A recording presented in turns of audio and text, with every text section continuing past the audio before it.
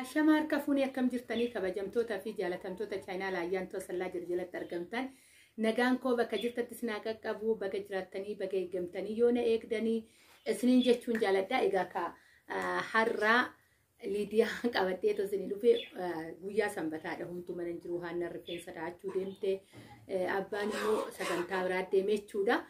Egaa har'a viidiyoo hojjechuu wanti na dirqamsiise keessaa tokko jiraate taanaan viidiyoo kana ka laayik sheer gochuun dagatinaa. Warroonni chaanala keenya faaraa tatanuu irrattan sabiskiraabii godhummaatii keenya taachuun gaman mana feerraa koodha. Egaa innis maaliif yeroo darbee viidiyoo waa'ee gorsaa hojjedharti ijoolleen danuun itti fayyadamtaniirtanii ijoolleen danuun illee dhuftanii keessan galatoominaan jettaniirtanii anillee galatooman isiniin jedha. Inni guddaan ani hojjedhee gallakkisuu qofa osoo hin ta'in namni itti fayyadamu jiraachuu isaatiin hedduu tokkoon itti gammade jechuudhaanuyyuu. Egaa isin bichaamtanis keessattan of laala waan ta'eef iyyuu isiniin jechuun jaaladha. Egaa har'as waa'ee gorsaa wal qabatee waa'ee hojiidha jechuudha. Gorsa osoo hin ta'ini waa'ee hojii nama na gaafate jira. Keessan deebisuuf irra namoonni baay'een keessattuu ijoolleen biyyoota adda addaa keessa jiran qarshii baannee teenye waan itti hojjennu waan akkanaatti hojjenna jennee gaafa biyya gaafannu kun miliyoona qabdaa jedhu kun miliyoona walakkaa qabdaa jedha. Kun kanaa ol abdii kutachiisu wanni dubbatan danuun ni jira jechuudha. Ofiifis argeetan darbee jaa ta'eef iyyuu isiniin jechuun jaaladha. Egaa inni kunis maalinni obboleettiin na gaafatte keessa raate taana waa'ee uffataati irratti uffatas maalinni ani shiitiiwwanii gurguruun barbaada. Kan akka shiitiiwwanii kan akka wanta sasalphoo ta'anii hojjechuu barbaada biyya irratti. Inni sun akkamii wuxxeetii qabaa naan jette. Egaa akkamitti wuxxeetii qabaa akkamitti yookaan hin bu'aa qabeessa ta'a yookaan akkamitti bu'aa qabeessa hin taane kan jedhu walumaan ilaalla jechuudha. Obsaan dhaggeeffadha. Namni tokko namni lama yoo fayyadame viidiyoo kana keessaa naaf waa guddaadha. Isiniin jechuun jaaladha. Egaa inni kun maal inni kanatti milkooftee yookaan namni biraatti milkaa'uu dhabuu danda'a. Yookaan immoo namoota baay'eef milkii ta'uu danda'a. Hin beekamu. Wanni goonuu fi wanni hojjennu murteessan naannoo nuti jiraannudha. An fakkeenyaaf naannoo magaalaa guddaa keessatti ka'ee tanani fakkeenyaaf xibsii ta'e yookaan immoo iyyuu maal dubpopoliinoon hojjedha yoo jette namni kan isa madaalu nyaata waan ta'eef sirraa gurguramuu dhabuu danda'a. Wanna hunda naannoo murteessadha. Wanni goonu hunduu wanni hojjennu uffatattis nasseena waa'ee nyaatatti wal qabatee baay'ee yeroo kana keessa mana nyaataa akkatti hojjedhaa keessattuu ijoollee keenya biyya arabaatti galan hin gorsuwan. Maaliif ijoolleen baay'een dhufteetii katti uteelan banuu hedaa firiijii isa xiqqaa firiijii akkanaa kan laslaasaa akkatti qabu kan biiraa akkatti qabu naan jedhanii jiru. Ani gorsa akkasiit irratti baay'een ariifadha. Wanti nu goonu wanni dhugamullee baay'izawuu yookaan firiijii keessa taa'uu danda'a.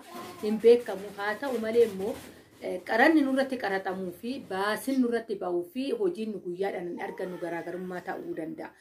Isa san akkuma jirutti ta'ee odoo jiru baajata si wajjin nu faana kan akka ijoollee biyya arabaa wajjin deemu akka obboleettiin kun gaafatte amma shiitiin hojjedhaa kan jette baay'izawee anamma shiitii oon dubbadde waa'ee shiitii oon dubbadde amma adaamaa yeroo kana keessa shiitii miti dhiifama jecha nani fayyadamu osuma akkanatti odoon uffatin deemame namatti tola. Waan biraati amma sa'aatii kanatti jechuudha. Manuma gadi nama hin baasu manumas nama hin teechisu mana keessatti amma waan kaameeraan dabzas jedhee jiruu fi malee fuulli fiyyaan bishaan qaba. Manuma keessatti jechuudha taa'uun dhoowwe yeroo kana keessatti soorii Liidiyaan illee haasa'aa jirti. Ishiinis ga'ee ofii dhiifama yoo jeequmsillee jiraate isiniin jechuun jaaladha. Egaa naannoon nuti itti jiraannu suni kan nu waan isa wajjin deemu naannoo qorraa yoo ta'e amma fakkeenyaaf yeroo darbe asallaa deemeen bubbulee too dhufe yeroon kun keessi amma gimboota isiniin jedha jecha dhiifama. Akka naannotittiin afaanichi nani fayyadame kaa dhiifama isiniin jechuu jaaladha. Yeroo maaliif ji'oota yoo lakkooftu akkatti fayyadamte naan jedha isiniin jedha. Kanaafuyyuu amma gizee kana keessa ho'isaa hin jiru. Asitti ho'i waan biraati. Asii karaa dheeraa ijoolleen karaa harsii hin beektanii karaa dheeraa achi darbame taanaan bakka karaa itayyaa geenyan qorri isaa waan biraatidha. Karaa galgalaa duumessa deebisaa qorri si gubaa. Annugaan isiniin jedha gwaantin ijoolleen keessan itti mee jiru natti kolfan gwaantin harkatti kaayif daa'ima maaliif ho'a beektii ho'atta dadhatte ho'atti amma kana geessee qorri ishii tuqa jedheen Guanti hunda harkatti kaa'eef jechuudha. Lukatti akkasitti caammaa hin hafne, kaalsiin hin hafne isatti kaa'ee indegana halkatti illee guantiin kaa'eef. Qorri waan biraatidha. Halkan gizee cinaacha garagarfattu akka waa sirratti qorri wayii fidamee naqmeessitti fakkaata. Naannoo akkasii sanitti maaltu hojjetama? Anamma waa'ee qorraa dubbachuu sun ta'e waa'ee uffataati fa'i. Naannoo akkasii sanitti maaltu gurgurama? Uffata isa dirribii ta'e, uffata shurraabiiwwan as gawaa ta'u, isa tuuttawwan haa ta'u, caammawwan akkasitti qorraa ta'u, waan akkasiisa warri waan dhugaa baay'ee waan hin shamne uffata gurguruu jechuun waan yookaan ispaardiin goon waan yookaan har'a bulee garaatti gadi seenuu miti har'a bulee akkas ta'e dhamuun uffanni faashiniin darbu hin jiru yeroo wayii akka faashiniin darbee ta'a ji'a lama ji'a sadiin booda saaddafamee dhufa haarawaa ta'a uffanni tanaan dura uffannee ammas inuma jira haala isaa jijjiirratee haa dhufuu malee jechuudha. Uffata irratti bobba'uun baay'ee tokko gaariidha. Inni mana nyaataa hojjechuurra mana nyaataa banuu wanni nyaatamu ganama kan hojjenne galgala nu eeguu dhabuu danda'a. Kisaaraa keessattuu nuti wanni itti shawwadamnee too yeroo baay'ee biyya ormaatti nu deebisuuf nu yaalchisu maalidhaa qarshii harka keessaa qabna waan ta'eef bu'aa isaatii fi kisaaraa isaa yeroo baay'ee wal bira madaalu yoo mana nyaataa hojjennu nu jalaa biddeen irraa isa san hin baasna kabiraa tolchina. Gaafa ji'a lama sadii birriin lukkisnu suninnuma gaafa san kisaaraa ta'uusaa argina. Dirqamne kara biyya ormaatti deebi'u kana ta'a. Kanarraa uffanni kan akka caammaa kan akka uffataa yoo danda'ame kan akka moobaayila sun ta'e qafoowwan moobaayilaa yoo harki keessan ogummaa qabaate baruu ni danda'ama bara. Ogummaa baruu ni danda'ama. Kan akka akkasii kun banuun baay'ee tokko gaariidha. Ati ogummaan qabaatin isicha ogummaa qabu biratti qaxarteetu qafoowwan moobaayilii kan akka xagganaa waan akkasii san miimooriiwwan wantoota akkasii san hojjechuun baay'ee tokko gaariidha. Dhugaanis ni jedha inni ishamu ispaartiin ta'u waan akkasii sanitti baay'ee tokko bareeda uffanni naannoo murteessaadha.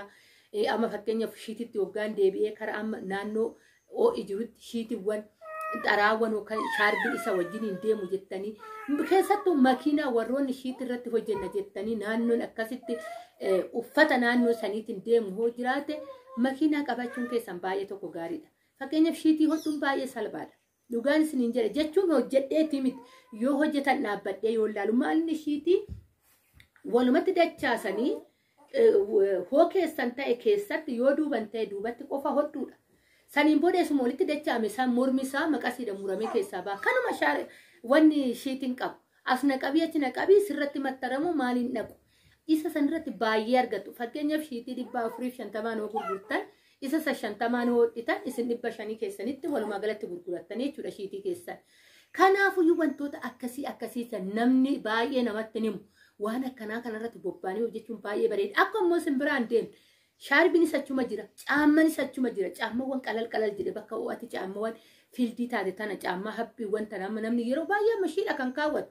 Caammaa gottatuun niifame amma caamawwan nuti asitti ilaallee siniikarii binnu maal kana bootaa qaba. Fakkeenyaaf uffata barbaada. Siniikariiwwan nu amma guudhaan amma feestaalii bicaa kana tokko teechisee ta'u jira jechuudha. Maaliif shiitiin uffadhaan mirgan ta'e keessattuu jira. Maaliif daa'imaafis natti tolaa.